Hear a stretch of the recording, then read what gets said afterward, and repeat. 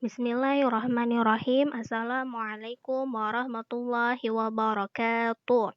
Radina billahi rabba wa bil islami dina wa bi muhammadin nabiyya wa rasula. Rabbi zidni ilma warzuqni fahma. Rabbi syrah li sadri wa yassir li amri wa hlul uqdatam min lisani yafqahu qawli. Ya teman-temanku, bagaimana kabarnya? Semoga selalu diberikan kesehatan ya oleh Allah Subhanahu wa taala dan selalu diberikan kemudahan untuk memperoleh ilmu.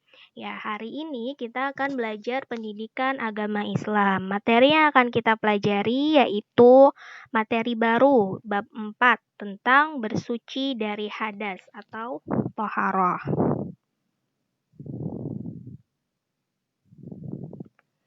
Ya, di bab 4 ini akan ada 4 poin pembahasan yang kita pelajari.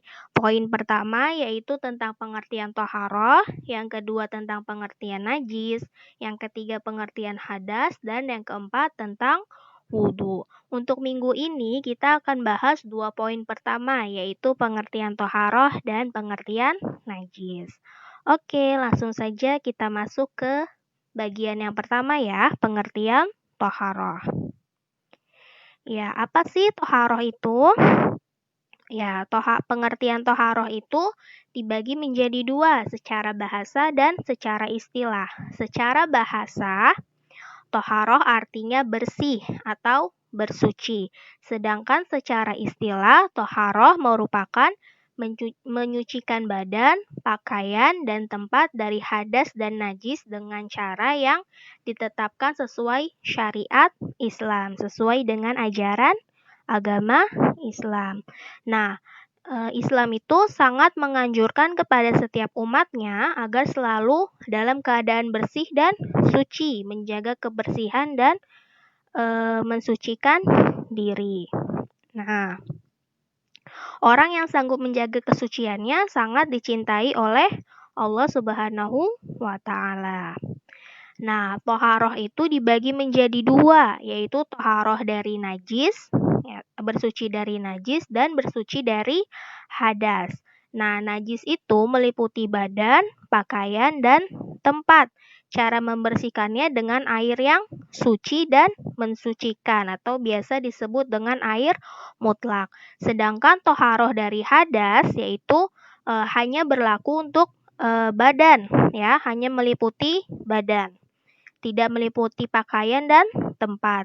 Nah, mensucikan hadas itu contohnya seperti mandi, wudhu, dan tayamum. Oke, kita langsung masuk ke poin yang kedua, yaitu pengertian najis. Nah, najis menurut bahasa artinya kotor, sedangkan menurut istilah adalah segala sesuatu yang dianggap kotor menurut syariat Islam atau hukum Islam. Nah, suatu benda atau barang yang terkena najis disebut mutanajis, ya. Benda mutanajis ini dapat disucikan.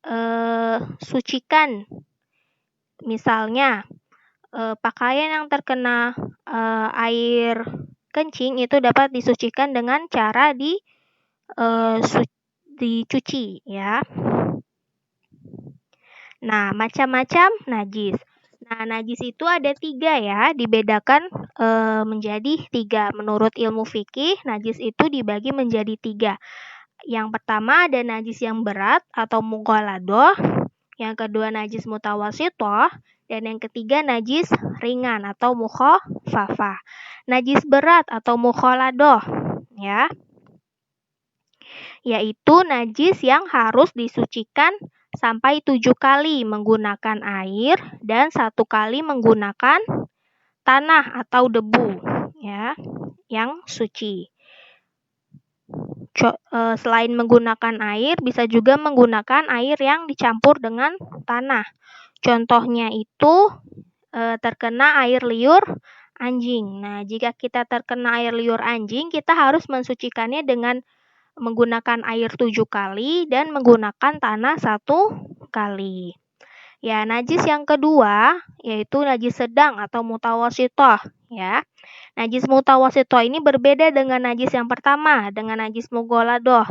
Cara membersihkannya hanya menggunakan air sampai bersih. Kalau najis mughaladoh tadi menggunakan air 7 kali, lalu 1 kali dengan tanah, sedangkan najis mutawasitoh hanya menggunakan air sampai bersih. Ya, sampai najis tersebut hilang. Yang ketiga, najis yang ringan, ya atau mukhafafah. Ya. Najis mukhafafah ini adalah najis yang dapat disucikan dengan memercikan air atau menyiramnya, ya, tidak perlu dicuci. Kalau najis mughaladoh dan najis mutawasitoh itu harus dicuci menggunakan air, ya. Sedangkan najis mukhafafah hanya perlu dipercikan atau disiram seperlunya pada benda yang terkena najis. Contohnya yaitu apabila terkena air kencing bayi yang belum makan apapun, ya, bayi yang baru lahir yang masih hanya meminum ASI. Jika kita terkena air kencingnya, itu hanya cukup dipercikan air pada benda yang terkena najis. Ya, oke, sampai di sini dulu pembahasan kita minggu ini. Insya Allah akan kita lanjut pada minggu berikutnya, yaitu tentang pengertian hadas dan berwudu. Ya, sampai di sini dulu. Kurang lebihnya mohon maaf. Wabillahi taufiq wal hidayah. Wassalamualaikum warahmatullahi wabarakatuh.